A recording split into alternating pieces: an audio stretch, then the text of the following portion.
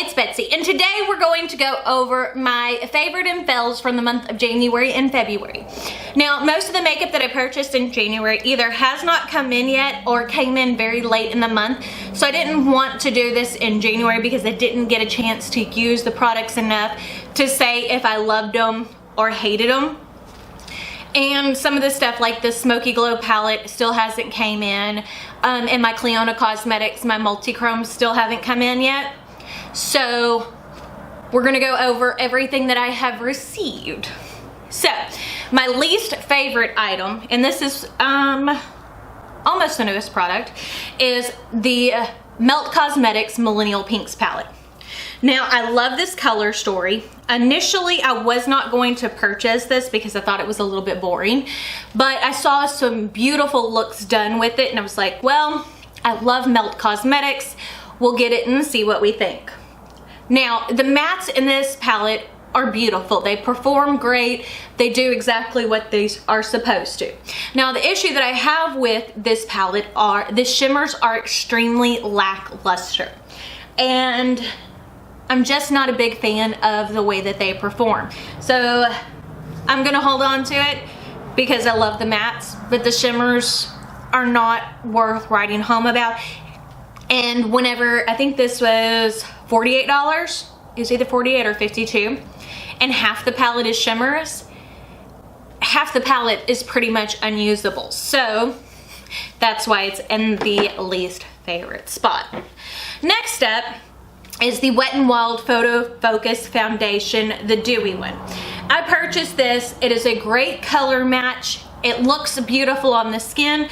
The reason why it is not higher up on my list is because this foundation caused me to have breakouts, which I typically don't get a lot of breakouts unless they're hormonal, and this broke me out. Like, I got acne in weird places because I bring my foundation onto my neck, and I even had acne spots on my neck, and I've never had that in my life. So this did not work out for me. I'm going to probably give it to my mother-in-law. I think she'll like it, and she doesn't have issues with acne at her age, so I think that this will work well for her. So that one is actually going to get decluttered. The next thing on my list is the e.l.f. Camo Concealer, the Hydrating Camo Concealer in Satin Finish. Now, this is a nice full coverage concealer. It's got a nice big doe foot. Where I had issues with it is, even when I set it, it still wanted to move around on me, and it just didn't leave a pretty finish under the eyes. So it just wasn't a great concealer for that. I'm going to hold on to it to use as an eyeshadow base because I'm down to very few eyeshadow bases, and I think it'll work okay for that, and I'll let you know. But as an under eye concealer, it didn't work out for me. It was just the strangest consistency. Like, I typically, even if I don't set my concealer, like I have the Beauty Blender concealer on today, and it is not set, and it doesn't sit there and move around all over the place, it just didn't want to stick to my skin, which I never have. So that was a no from me. Next up is something that I really like, and the rest of these products I really like, so the ranking is a little bit weird. The reason why I chose the Norvina palette, the Cherry palette next, is because it is a gorgeous palette, but because it is a 9-pan palette, it isn't the most versatile, especially with the shade selection in here. The color payoff is beautiful. This glittery shade right here in the center is so stunning.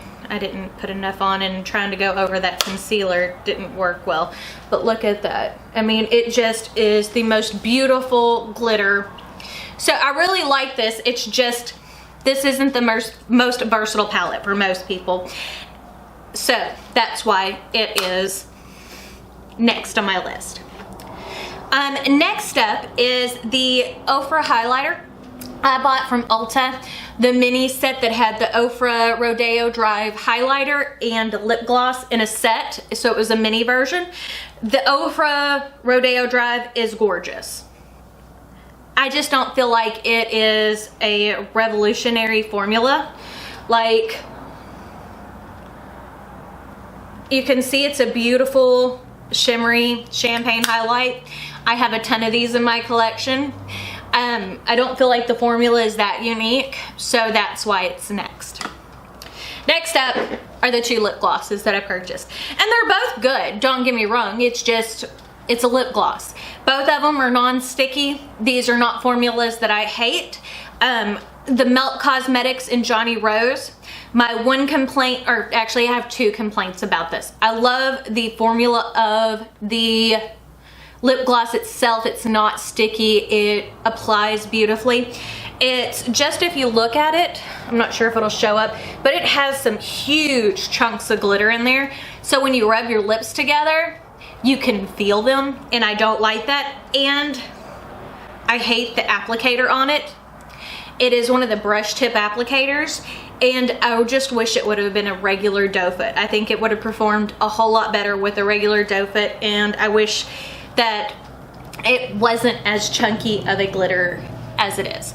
Now, the one I'm wearing today is the Rodeo Drive lip gloss. And again, it's a beautiful lip gloss, beautiful color, not super sticky. It's a lip gloss.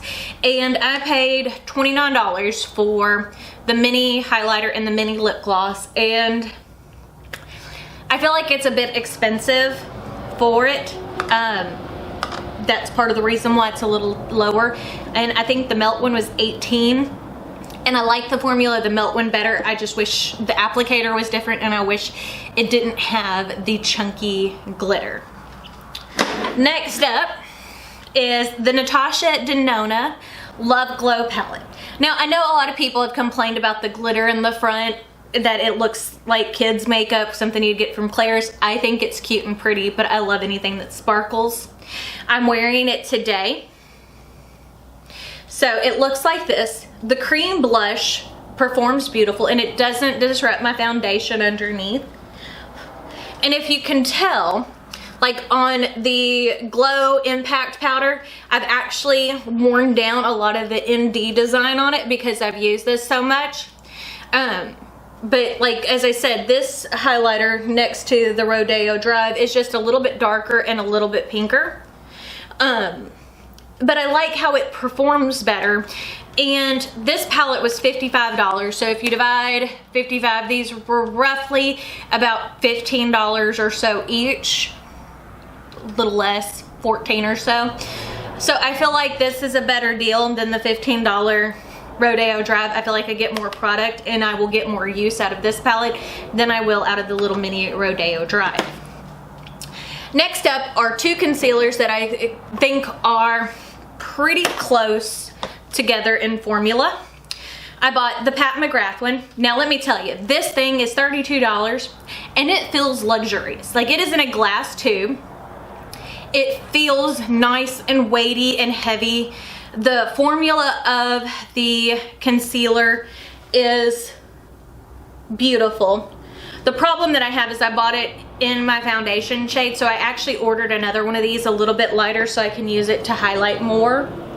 But it blends out beautifully, and it has just a beautiful full coverage look to it, so I absolutely adore it.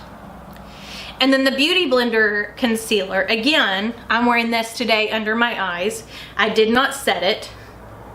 It's nice and full coverage. I love the doe foot on here. It blends out like a dream.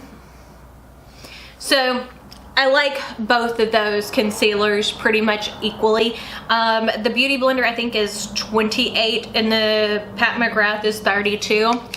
So I think they're both good, but they're both on the pricey side. The Pat McGrath, like, whenever I'm holding this, I feel like it is luxury. That is one thing that I do love about it. Like, I feel like this feels, I mean, and it is, it feels more expensive. I've never purchased or had a concealer, even from a high-end brand, yet come in a glass tube. So I'm not sure if I like that yet or not, because I mean, I think it feels luxurious, but let's see if I roll it off my desk and break it. But other than that, I mean, I think the formula is stunning. I mean, it works so good. Next up on my list is the Natasha Denona Love Palette. Now, you know I love Natasha's formula. I have the, let's see, the Star, the Leela, the Sunset, the Metropolis, the Sunrise.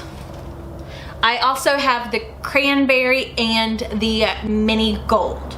So I have a lot of her palettes, and I just love the formula. They are more expensive. This is one of the smaller, newer sizes that she's doing. So this was $65 for 15 shades. They all perform beautifully. It's what I'm wearing on my eyes today. Love, love, love this formula, and I can't say enough good about it. I've used it a few times this month, which should tell you something. Which, as you can see, I'm kind of obsessed with pink eyeshadows. Now, the piece de la resistance, my favorite thing that I purchased, is the Give Me Glow Vintage Rose palette. Now, this palette was released, I think, in fall of last year. I just purchased it because it came back in stock, and I am a sucker for pinks and greens. This sage green right here, look at that. I mean, just stunning. And the one thing that really impressed me is this shade Blossom right here is the closest thing I have found to a Pat McGrath shadow, like her special shades, outside of a Pat McGrath palette. It feels the same, and this is, I think, $34. I think it was $42 with shipping. Absolutely amazing formula. Love, love, love this palette. I was so impressed, like even like this Rust Rose color. I'm not digging into them, and look how much pigmentation. Now, I will say that this color Blush Pink, this cool tone pink, is definitely that Pepto-Bismol color, is not a flattering color on my skin. But all in all, this palette is amazing. So, I mean, 7 out of the 8 shadows work beautifully for my skin tone. And I just love this thing. And this is an independent owned beauty brand, and I'm so impressed with the formula on this. There are a few more palettes that I'm thinking of ordering. They have a Christmas one, and then they also have the Juicy Olive, and I'm thinking about ordering both of those because I was so impressed with this formula. So let me know if you had any favorite makeup purchases from the month of January or February. Anything that you think I should try out. As you can see, I'm trying to not go as hardcore on eyeshadow palettes, but I still bought 4. So I guess that's not the best. But I love each and every single one of them, and I've actually used all of them multiple times except for the Millennial Pinks. And the only reason I haven't used the Millennial Pinks more is because the shimmers disappoint me. But I think I might pull out either like my Urban Decay Moon Dust palette and play with it together, because I think that that would work well, and see what I think of it then. So remember, don't forget to check me out on all my social media: Facebook, Snapchat, Twitter, Instagram. Don't forget to check me out. I post new videos every Monday, Wednesday, Friday. But I guess that's it. So we shall see y'all on Monday. Bye.